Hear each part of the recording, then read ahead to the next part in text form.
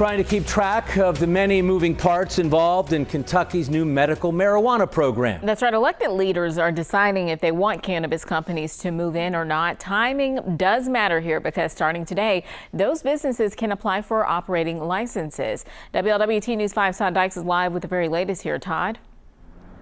Yeah, Ashley and Mike, lawmakers here in the Bluegrass State want patients to have access to weed by the start of January. And to get from here to there, things do need to happen in short order. And one big step forward happened today. Starting today, companies can now apply to grow and sell pot here in Kentucky. When Kentucky's medical marijuana program goes online at the start of January, it will probably feel more like a soft launch than a full court press. The state has shared that they want to make sure that the program is sustainable, which is why they're limiting it tremendously in this first round. Sharmali Reddy runs Kenton County's Planning and Development Agency.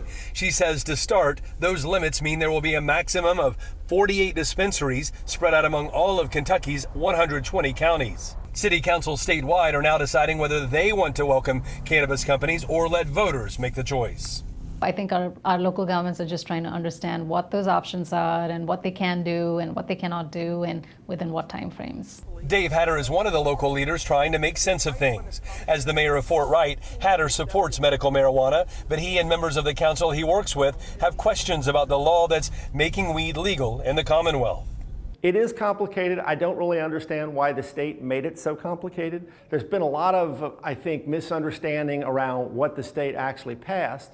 Hatter wants to know if Fort Wright welcomes a dispensary, would the city also have to welcome a marijuana grow site? There have been some concerns that if we have anything other than just the dispensary piece, that we're going to have complaints about the odor emanating out of the thing.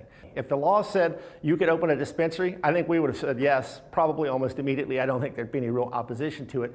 It's some of these other downstream concerns around what does that really entail and what would that mean? Now, according to the Kentucky Association of Counties, municipalities cannot pick and choose what kind of marijuana businesses set up shop. What impact that will have on cities like here in Fort Wright, well, that remains to be seen. So far, Erlanger is the only city in Kenton County that has given the green light to weed businesses. Reporting live tonight here in Fort Wright, Todd Dykes, WLWT News 5.